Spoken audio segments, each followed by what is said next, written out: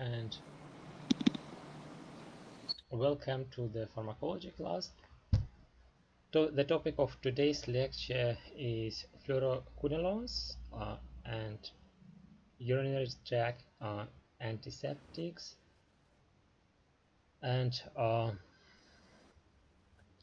the norfloxacin is the first fluoroquinolone that was introduced, and several years later, many derivatives of norfloxacin appeared on the market, and nowadays there are 4 generations, and these generations are presented here.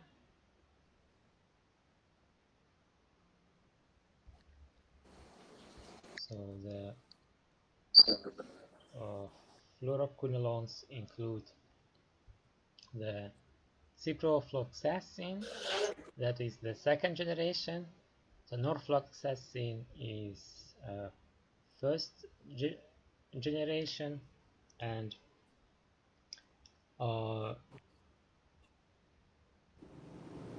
the ciprofloxacin is the 2nd generation, that is a synthetic, is completely synthetic, and levofloxacin is the 3rd generation, and moxifloxacin is the 4th generation. Nalidixic acid is actually not a fluoroquinolone. It is the predecessor of the norfloxacin, and also used as a urinary tract antiseptics. And ofloxacin is actually also derivative of the norfloxacin, is the 1st generation. And all these agents are common in the chemical structure, and the principal of antibiotic here is a norfloxacin and nalidixic acid. So all others are related to these two.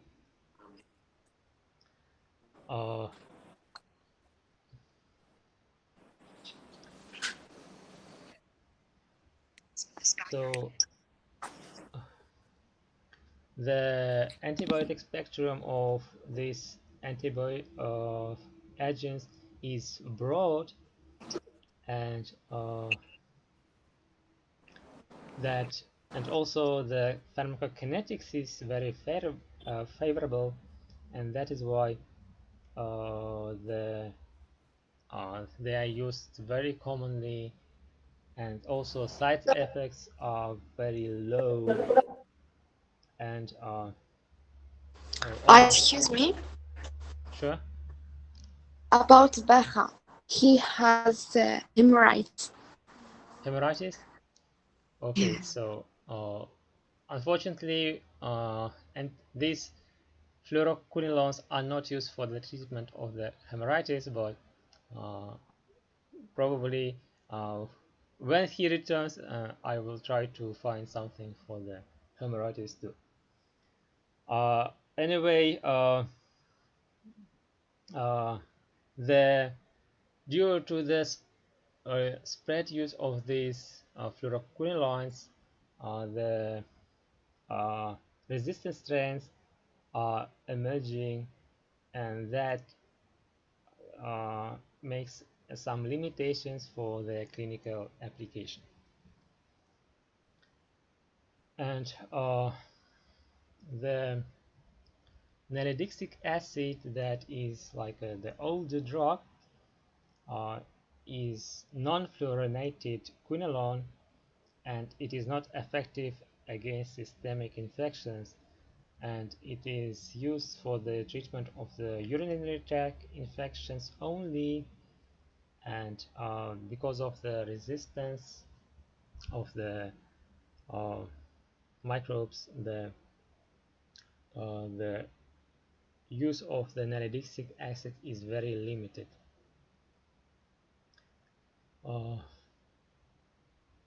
And because of that, the use of the fluoroquinolones is restricted nowadays, and the antibiotic stewardship recommends the prescription of the lowest spectrum available fluoroquinolone for the particular disease. So if you have a disease and it's treated with, for example, ciprofloxacin, then the physician should not prescribe moxifloxacin, despite it will be effective as well, but the spectrum of the moxifloxacin is much wider than of the ciprofloxacin, and that is why only ciprofloxacin should be used for the this particular disease that is covered by the ciprofloxacin. And the mechanism of action of fluoroquinolones includes the inhibition of two enzymes.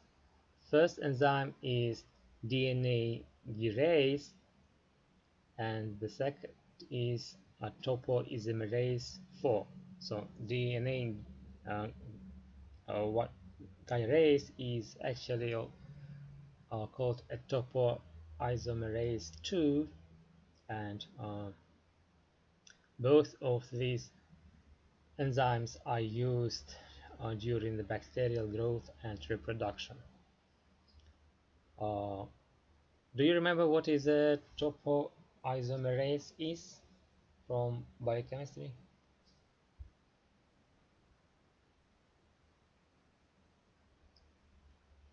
Bushra, Allah?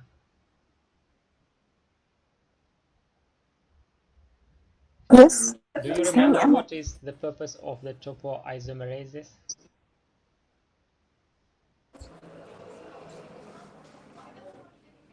Not very.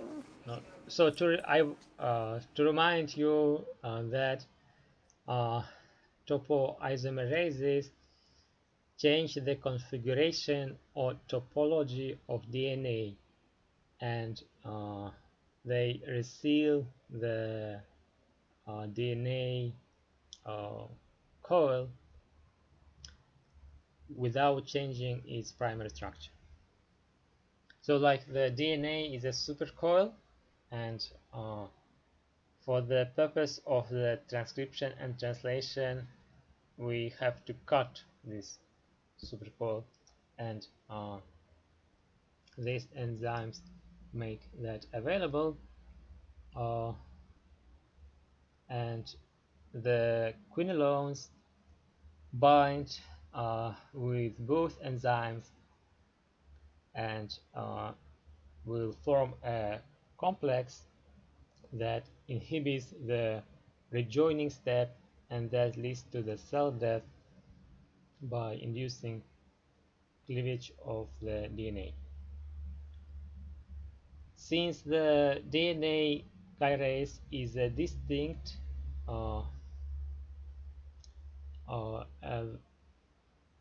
and the cross resistance with other drugs is rare,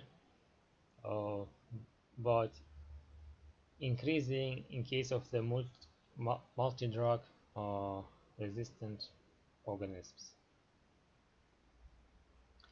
So the antibacterial spectrum of the fluoroquinolones include gram-negative organisms such as the Antibacterial species that is gram-negative, rods, and Haemophilus influenza, Escherichia coli, or the Klebsiella pneumonia, Legionella pneumonia, Proteus mirabilis, Pseudomonas aeruginosa, Serratia marcescens, and Shigella species. The atypical microorganisms include the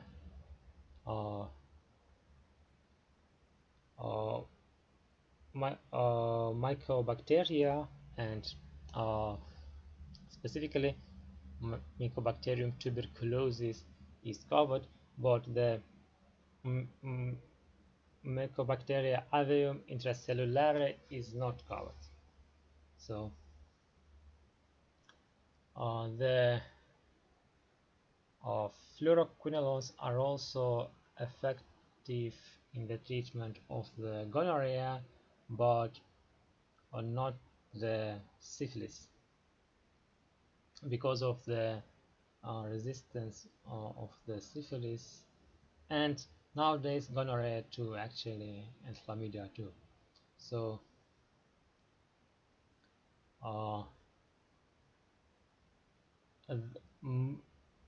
fluoroquinolones are mostly active against gram-positive organisms, and they cover the Streptococcus pneumonia that is resistant to the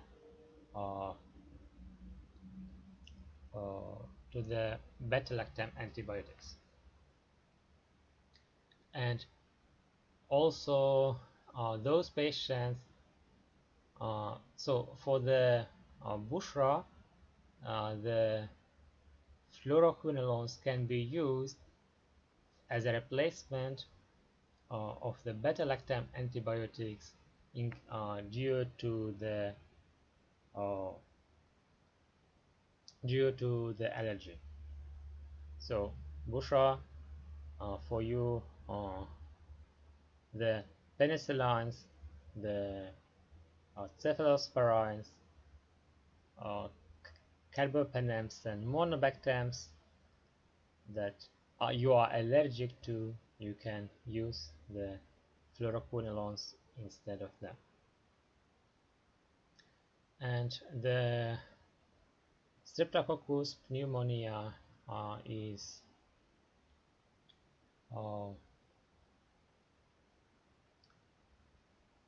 mostly recommended to treat with the levofloxacin because it's more effective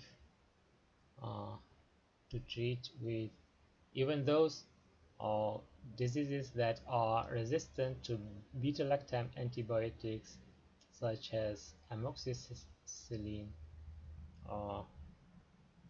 and ciprofloxacin, that is the first generation, is not of drug of choice anymore, so it's not recommended for the pneumonia.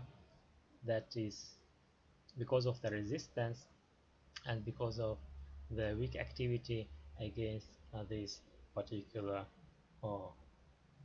streptococcus. And levofloxacin and moxifloxacin are recommended because they are more active against the streptococcus pneumonia. Then the anthrax is very rare disease, and ciprofloxacin is effective for the prophylaxis,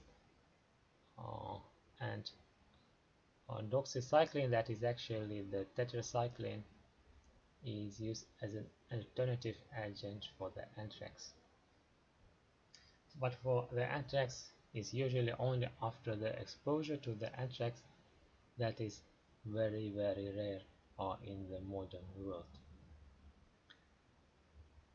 So then the anaerobic infections are only treated by the moxifloxacin because the levofloxacin and ciprofloxacin lack the anaerobic coverage, and that is why moxifloxacin has a broader spectrum of antibiotic activity, and that is why it is more expensive. However, for the Streptococcus pneumoniae, so for the treatment of the pneumonia, the levofloxacin is equally effective with the moxifloxacin. And ciprofloxacin can be also effective, but is usually not effective due to the resistance, and that resistance is developed because of the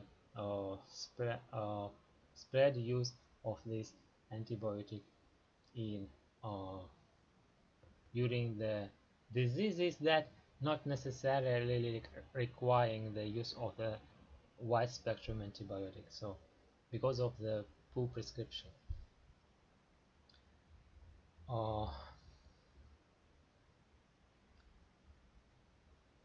And ciprofloxacin is mostly prescribed for the treatment of the Pseudomonas aeruginosa, because this Pseudomonas aeruginosa is usually, this Pseudomonas aeruginosa is gram negative and usually resistant to most of the beta-lactams, and ciprofloxacin is more effective for the Pseudomonas aeruginosa than even moxifloxacin. Like, they both are effective, but ciprofloxacin is more effective. That is why if the infection is the Pseudomonas aeruginosa, then the physician must prescribe ciprofloxacin. So if he prescribes other fluoroquinolone, then is probably, or you can replace it to ciprofloxacin, will be less expensive and more effective treatment. And also for the Staphylococcus methicillin resistant is not covered, so actually the spectrum is the same as for the beta-lactams in case of the Staphylococcus species. And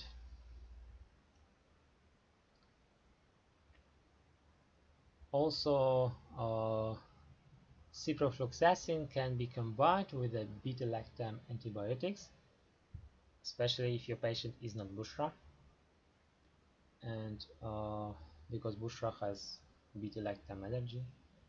So and also ciprofloxacin can be used for the treatment of other gram-negative infections listed here.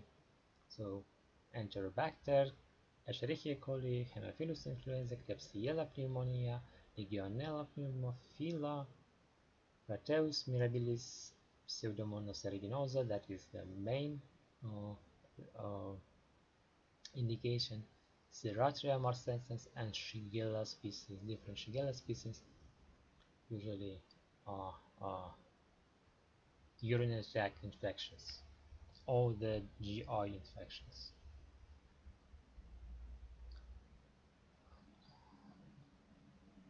And when the fluoroquinolones were first introduced, there was optimism that the resistance would not develop. However, the resistance has been developed, and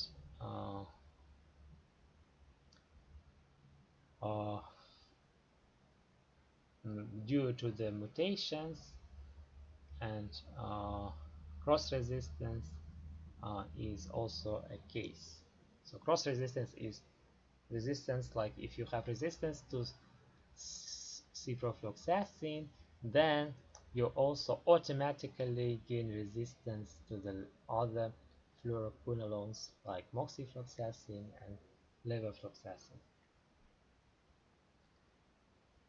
So the mechanism of resistance is decreased accumulation and modification in bacterial DNA gyrase, specifically in amino acids at the nitrogen terminals of the A subunit. So this decreases the affinity for the fluoroquinolones, and the beta subunit, B subunit, is usually not changed. The pharmacokinetics in is good.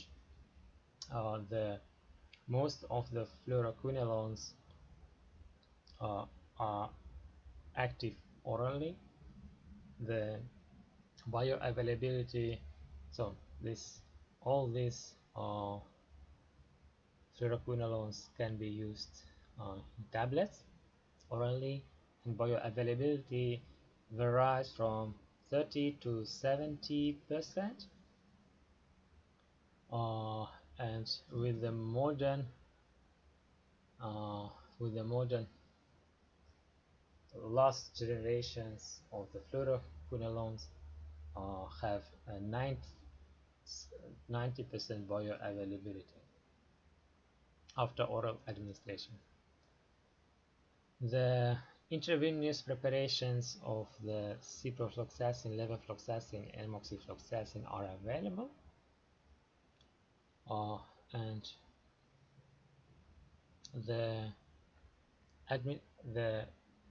they are extracted with the urine.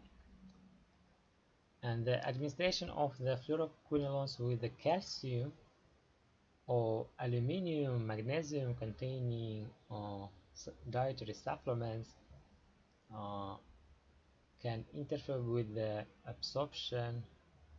That is why should not be prescribed with the aluminium, calcium, iron, zinc, because they will decrease the bioavailability. For example, if you take a ciprofloxacin 500 milligram with the water, you get the maximum concentration, so about 2.6 microgram per milliliter.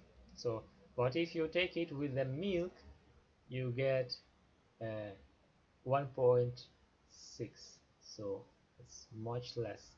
And then if you take it with the yogurt, do you like yogurt? Yes.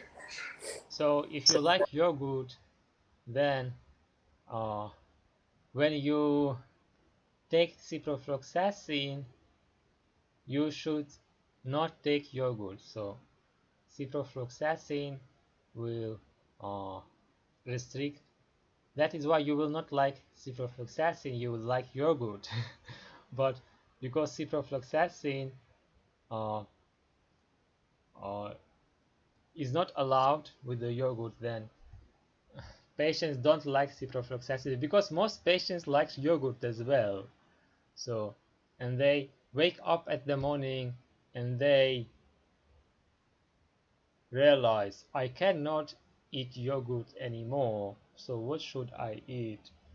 The answer is clear: water. So the morning breakfast is water, not milk, not yogurt, but just water. So that is why, and most of the patients don't like water, they like milk.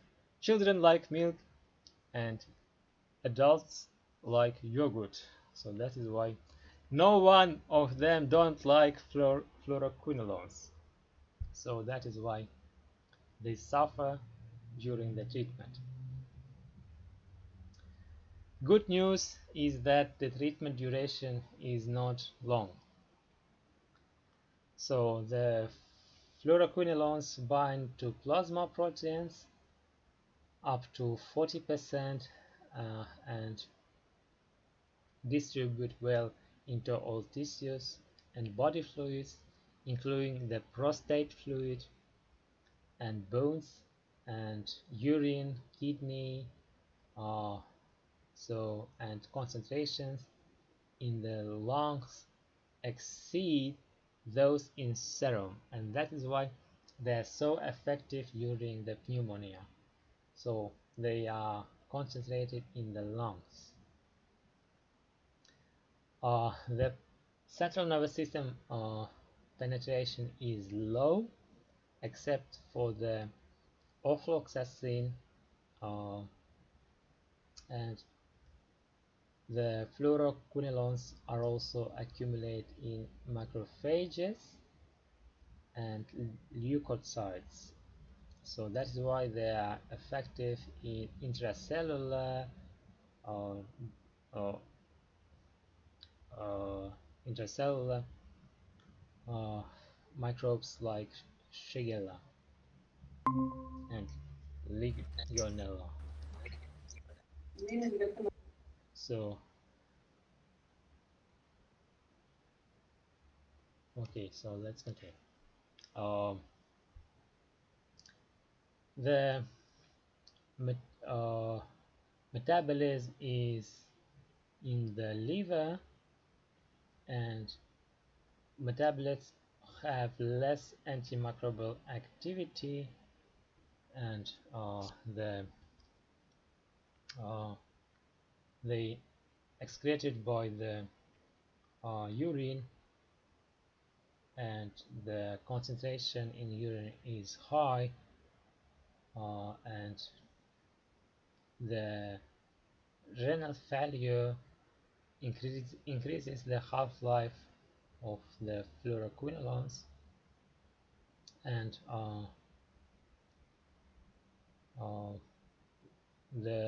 they are also excreted by the bile, and in case of the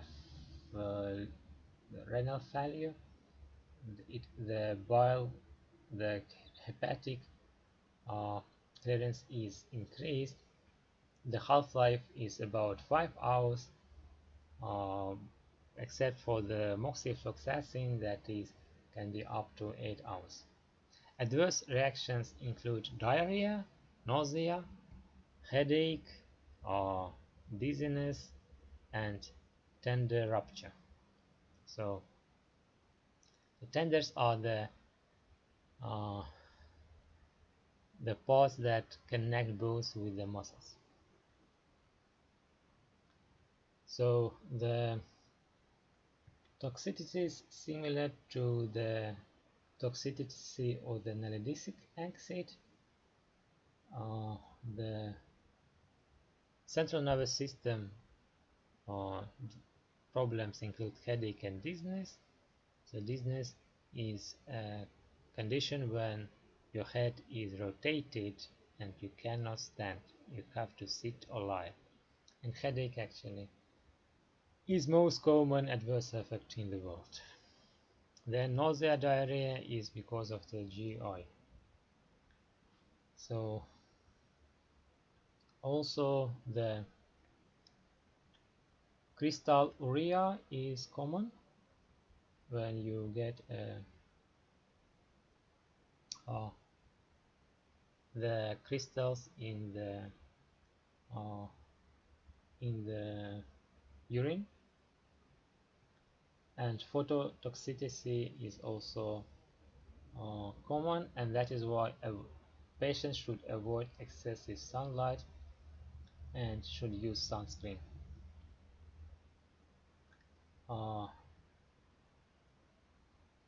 If sunscreen is not effective and phototoxicity is in place, then the drugs should be discontinued. Avoid in pregnancy and in nursing mothers and in children under 18 years old. The children are contraindicated because of the articular cartilage erosion. Arthropathy occurs what has been reported in animals. And the ciprofloxacin and other fluoroquinolones are interacting with the drugs that are metabolized in the liver, including terpherin, warfarin, and 6-cyclosporine, that lead to the increase of the serum concentrations. So this will increase because of the inhibition of the liver enzymes that metabolize these drugs, particularly dangerous with the warfarin that will lead to the uh, hemorrhage. So probably case in with the BOHA.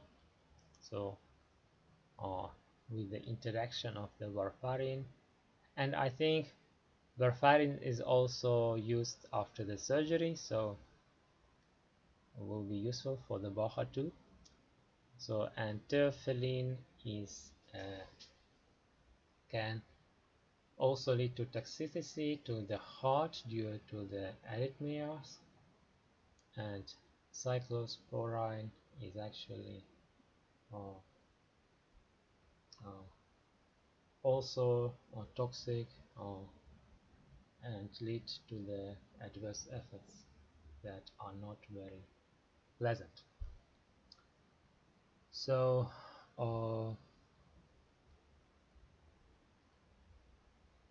the so this is the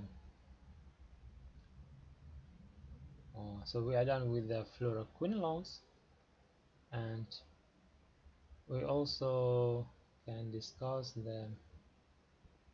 uh, the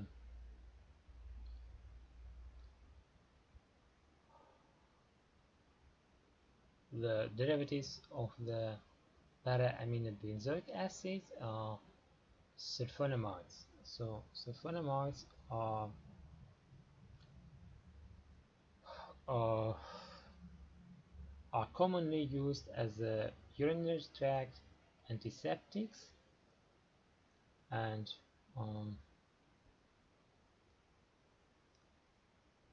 the mechanism of action of sulfonamides is based on the inhibition of the folic acid synthesis, because bacteria is producing the folic acid because their membrane is not permeable for the folic acid. For the human cells, we obtain folic acid from the food as a vitamin, and that is why we human cells don't require to produce the folic acid, but the microbial cells are producing, because the cell wall of the microbes is not permeable for the folic acid. And there are two steps in the producing of the active form of the folic acid. First step is folic acid to the so microorganisms produce folic acid from para-aminobenzoic acid, and para-aminobenzoic acid is a very simple formula. So there is amine, and there is acetate, so and the aromatic ring, 6 carbon aromatic ring. So actually the this is amide. So para, because these are these amine and acetal are opposite to each other. That's why para. Amino, because it is an amino group, and benzoic acid is actually the rest. If you close this amine, then the rest is benzoic acid. So that is why it's para amino benzoic acid, or PABA. PABA. So then it actually uses the pteridine precursor, and these are combined to the dihydropteridine, and the enzyme is called the dihydropteridine synthetase because it uses pteridine, and then the result is the dihydrofolic acid. And dihydrofolic acid then is used to produce tetrahydrofluoric acid. And this step is occurring in humans too, because we get folic acid from the food. And then the tetrahydrofolic acid is used to produce amino acids, in purine synthesis for DNA and RNA, and also in thymidine synthesis. So two types of the drugs are commonly used: the sulfamethoxazole and other sulfonamides that inhibit the dehydroteoresin synthase, and also they are commonly combined with the trimethoprim. Trimethoprim is a dehydrofolate reductase inhibitor that inhibits the second step, and together they have a higher antimicrobial spectrum. So nowadays sulfonamides are seldom prescribed alone, except in developing countries, because they are much less effective when prescribed alone, and that is why in most of the countries, like in Egypt and other developed countries, sulfa drugs or sulfonamides are combined with a trimethoprim, and the most commonly drug used is cotrimoxazole. Cotrimoxazole is the combination of sulfamethoxazole with a trimethoprim. Co means together, so that's like cotrimoxazole. And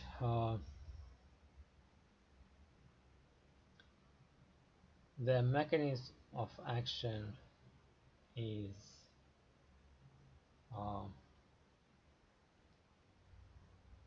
actually bacterial. So this is mechanism of action, and the result is bacteriostatic. This antibacterial spectrum includes the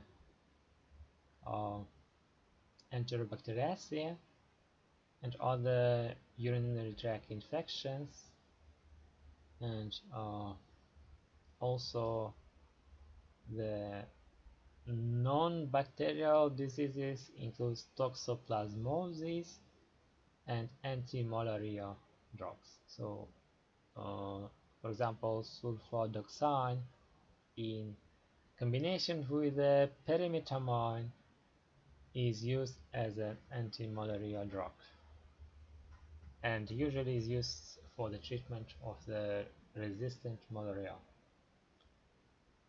for the quinolone resistant malaria. So like they are effective against malaria because quinolones are actually used for the treatment of the malaria, and that is why sulfa derivatives are also effective.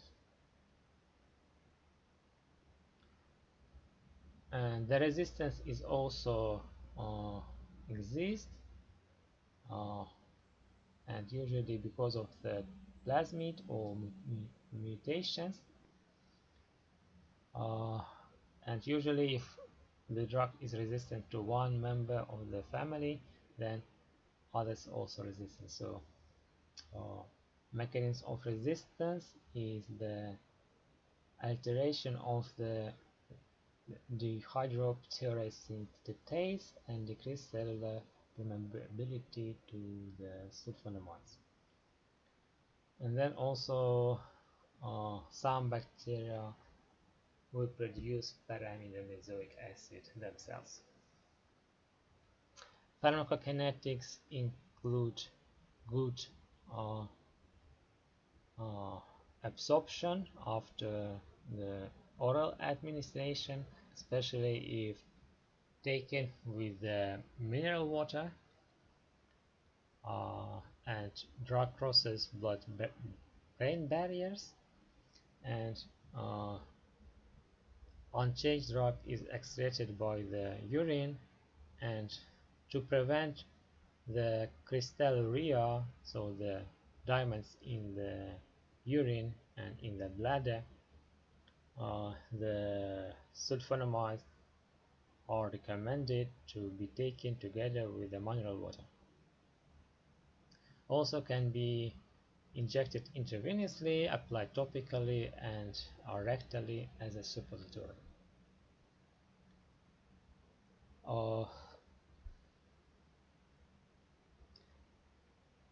And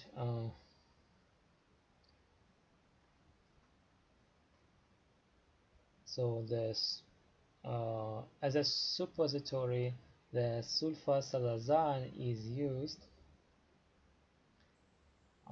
and is not because it's not absorbed orally,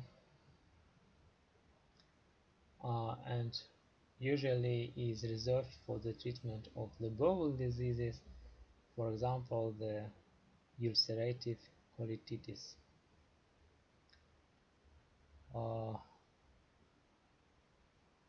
The anti-inflammatory effect of the sulfasalazine is due to the 5-aminosalicylate that is produced by the local intestinal flora in the intestine.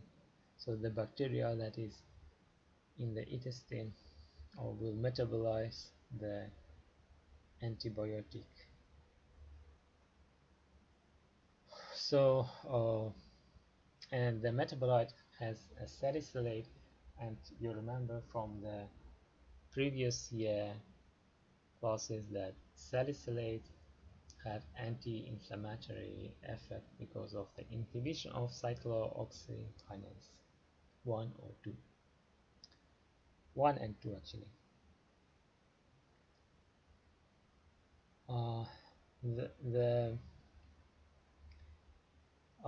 Usually they are not used topically because of the allergy, but can be applied in burns as a creams of silver sulfadilazine. And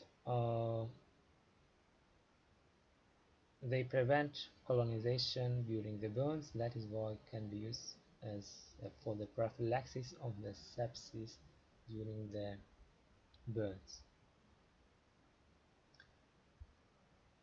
So the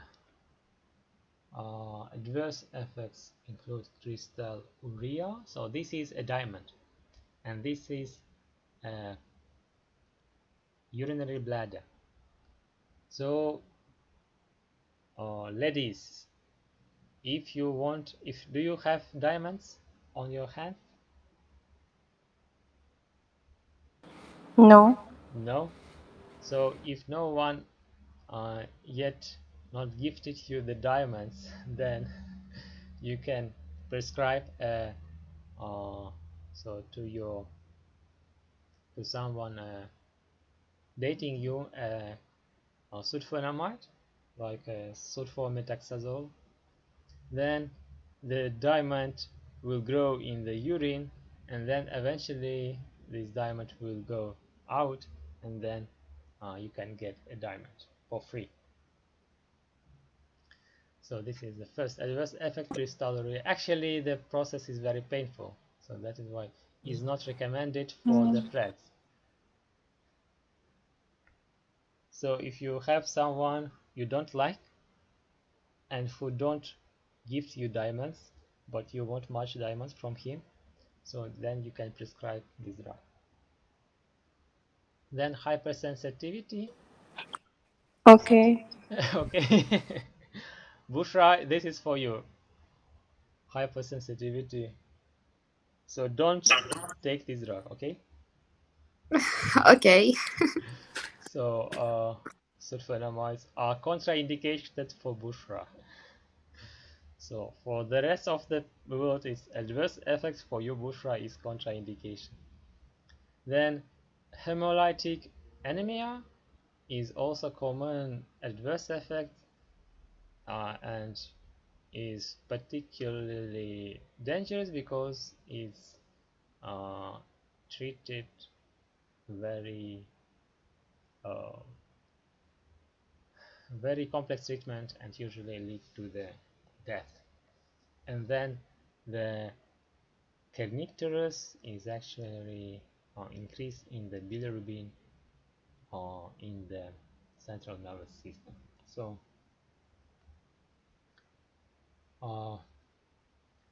kernicterus occurs in newborns because the sulfonamides displace the bilirubin from binding sites in the serum albumin. So usually the albumin is the protein of the blood, is binded with the bilirubin, and that's why bilirubin will not go to the central nervous system. But sulfur drugs also bind with the albumins and globulins in the blood, and that is why the bilirubin is left free and can easily pass to the central nervous system uh, in newborns because the blood-brain barrier is not fully developed in newborns. So this is particular adverse effects only in newborns. So that is why sulfur drugs are not prescribed for the newborns.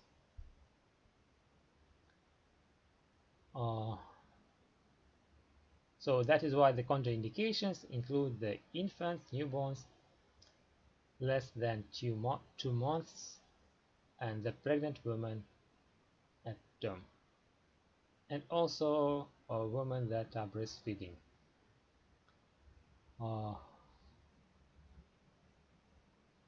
So also the sulfonamides should not be prescribed to patients that receive methenamine because methenamine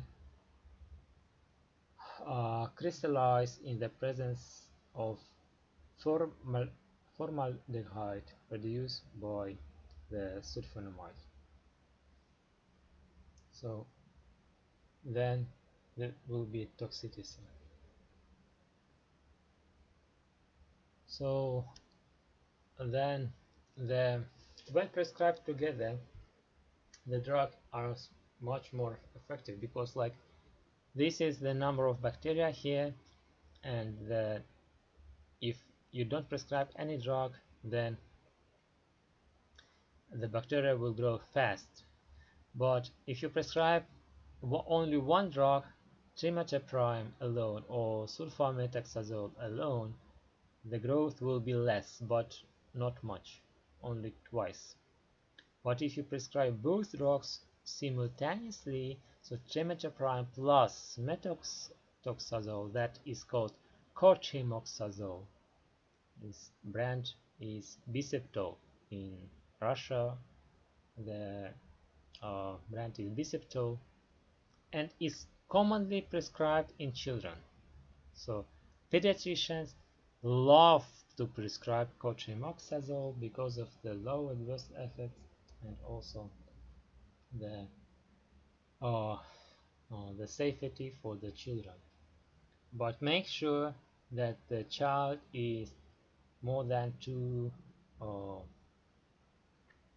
So the child is more than 2 months, years, 2 months old. So the age should be not newborn.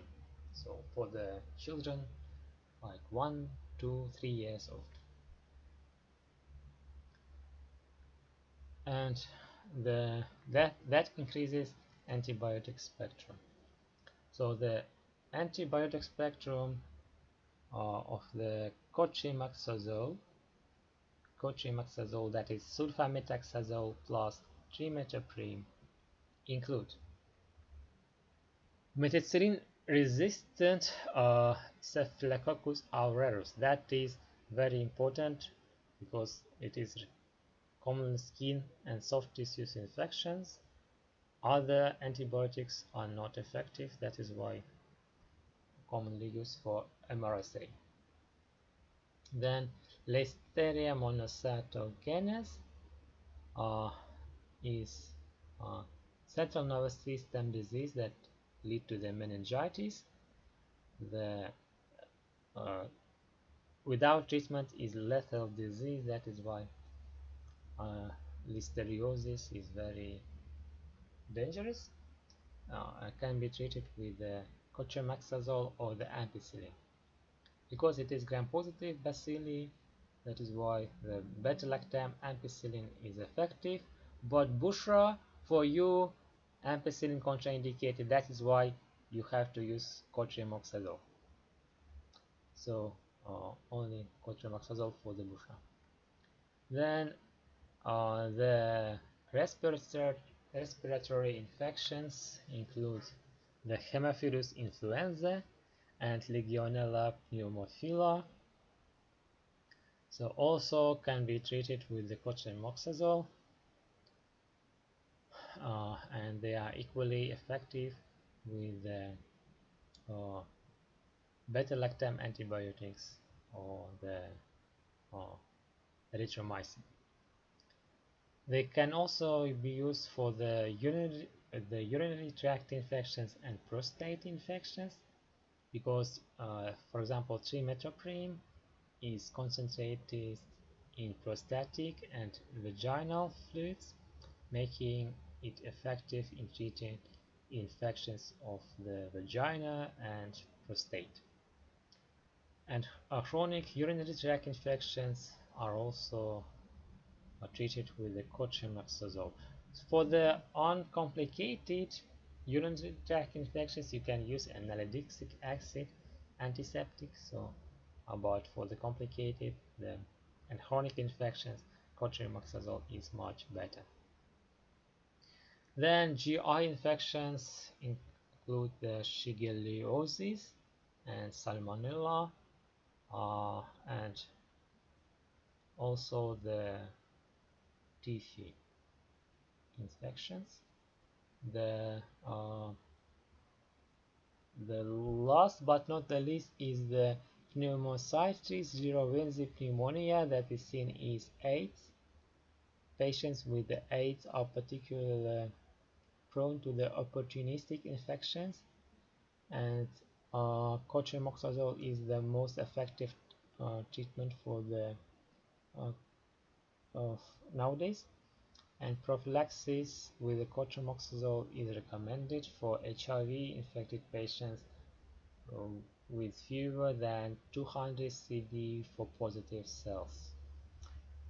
So these are the indications for the cotrimoxazole. Cotrimoxazole passes the blood-brain barrier, though very slowly, can be given orally, intravenously, and drug appear in the urine unchanged.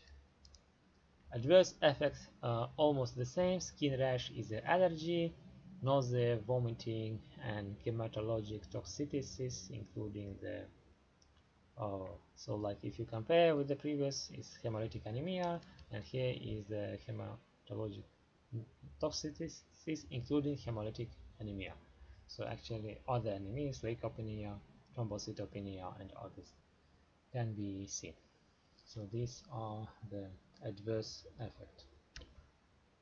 And then there are also urinary tract infection in antimicrobials and antiseptics that include formaldehyde, that is can be given in form of the methenamine. Methenamine is decomposed to the formaldehyde at low pH of the urine, and the formaldehyde is the antiseptic that will kill bacteria in the urine. So urinary tract infections uh, are very common in childbearing women, so women of the childbearing age, and in the elderly. And Escherichia coli is common uh, reason for the infection, and Staphylococcus saprophyticus is the second most common pathogen that will lead to the urinary tract infection. The Cotrimoxazole can be used, the Fluoroquinolones can be used, but also the methenamine is effective. It's not an antibiotic, it's antiseptic, but bacteria cannot develop resistance to formaldehyde. That is the huge advantage of the formaldehyde. Formaldehyde is actually, you can find it at chemistry. So it's actually the aldehyde of the uh, formic acid. Formic acid is the previous before the uh, citric the so with the one carbon acid or organic acid, the simplest one. The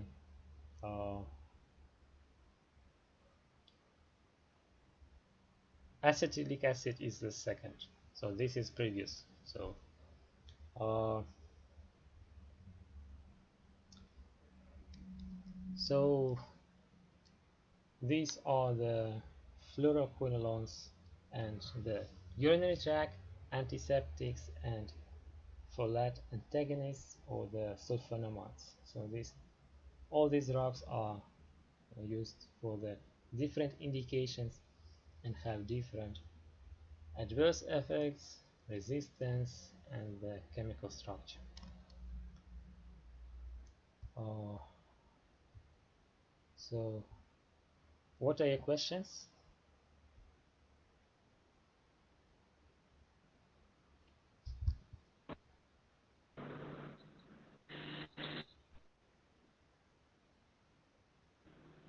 No, there are no questions. So if you don't have questions, then I think we can conclude.